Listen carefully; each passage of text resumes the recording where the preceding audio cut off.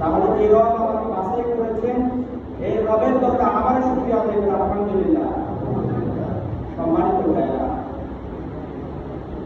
আমি আজকে দুরূদ ও সালাত পেশ করতে চাই সেই মহামানব সাইয়্যিদুল মুরসালিন রাহমাতুল লিল আলামিন, তো জাহানের সরদার, তিনি আমাদের জন্য আমাদেরকে আমাদেরকে সুপারিশ করবেন সেই নবী করিম সাল্লাল্লাহু আলাইহি ওয়াসাল্লামের পর সবাই বলে সাল্লাল্লাহু আলাইহি ওয়াসাল্লাম। আমরা এমন এক নবীর উম্মত হয়েছে, এটা আমাদের একেবারে সৌভাগ্য যে নবী কাল কিয়ামত দিবসে উনি ছাড়া কোন নবী সুপারিশ করার মতো সাহস করবে, ঠিক না? আমরা শুনেছি না, নবীদের কাছে যখন উম্মতরা যাবে, ওই নবীর উম্মতরা তখন নবীরা বলবে যে আমি না সেখানে অবস্থা, আমি কিভাবে মানবো আমি জানি না। নবী এবং রাসূলরা ভয় থরথর করে কাঁপতে থাকবে আল্লাহর ভয়ে। আল্লাহ সেদিন বিচারকের আসলে যখন আসন থাকবে, তখন নবীরা কাঁপবে।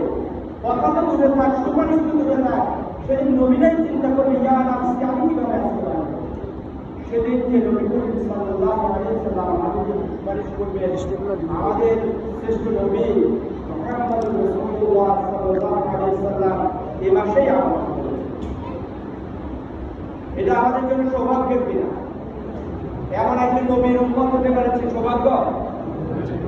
ওনার ব্যাপারে আল্লাহ রাব্বুল আলামিন বলেছেন, বান্দা তোমরা জেনে রাখো, পবিত্র কোরআনে বলেছেন লাকাদ কানা লাকুম ফি রাসূলিল্লাহি উসওয়াতুন হাসানাহ, তোমাদের জন্য সর্বোত্তম আদর্শ, তোমরা যাকে অনুসরণ করবে, যাকে অনুকরণ করবে, তোমাদের জন্য একমাত্র আদর্শ আনকারাল্লাহ রাসূল আকরাম সাল্লাল্লাহু আলাইহি ওয়াসাল্লাম। কে বলছে? আল্লাহ বলছেন। কে বলছেন? আমি বলেছি? ইমাম সাহেব বলেছেন? কে বলছে? তাহলে আমরা অনুসরণ করবো কার? এর বাইরে কোনো ব্যক্তির আদর্শ অনুসরণ করা যাবে? কে বলছে? আল্লাহ নির্দেশ দিয়েছেন, এই জন্যই আমরা বলছি। রাসূল আকরাম সাল্লাল্লাহু আলাইহি ওয়াসাল্লাম বিদায় হজের ভাষণে বলছেন, قال رسول الله صلى الله عليه وسلم تركت فيكم أمرين لن تضلوا ما تمسكتم بهما كتاب الله وسنتي। হে আমার উম্মত, মনে রাখো, আমি তোমাদের জন্য দুইটি জিনিস রেখেছি। কয়টি? দুইটি। ওয়াজ শুনেছেন আপনারা কয়টি জিনিস? একটা হলো আল কোরআন, আর একটা হলো আমার সুন্নাহ। যতদিন পর্যন্ত এই দুইটা বিষয়কে আঁকড়ে ধরবে, ততদিন পর্যন্ত তোমরা পথভ্রষ্ট হবে। এখন আমি যদি আল্লাহর এই কোরআন এবং সুন্নাহর বাহিরে কোনো কিছুকে আঁকড়ে ধরি, আমি যদি জীবন যাপন করি, আমি যদি অনুসরণ করি, তাহলে রাসূল সাল্লাল্লাহু আলাইহি ওয়াসাল্লামের পথ অনুসরণ করা হবে? আপনারা বলেন হবে কিনা? আমি বলি ভাই মসজিদে আসলে আমি কিন্তু এই নামাজ পড়ি, আপনি ভালো কথা বলছেন, ইমাম সাহেব বলছে আল্লাহ যেহেতু আমার পাঠাইছে নামাজ পড়া, কিন্তু আমি নামাজ পড়বো। বাইরে যাইয়া এইসব কথাবার্তা আমাদের বোঝেন না। আমার উম্মতের আদর্শ অনুসরণ করতে হবে, এর পিছনে যাইতে হবে, ওর পিছনে যাইতে হবে। আল্লাহ রাব্বুল আলামিন পবিত্র কোরআনে বলেন, وقال الذين كفروا ربنا أرنا الذين أضلانا من الجن والإنس نجعلهما تحت أقدامنا ليكونا من الأسفلين।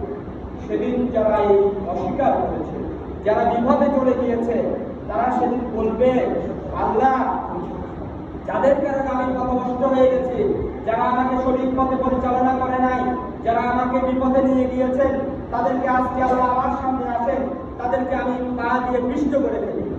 কাজে আসবে? রাগ দেখাতে পারবে? সেদিন কোনো কাজে আসবে না। সুতরাং আমরা অনুসরণ কাকে করব? আল্লাহ রাসূল সাল্লাল্লাহু আলাইহি ওয়াসাল্লাম। জীবনের একমাত্র সংবিধান, একমাত্র মানার কিতাব হলো কোরআন।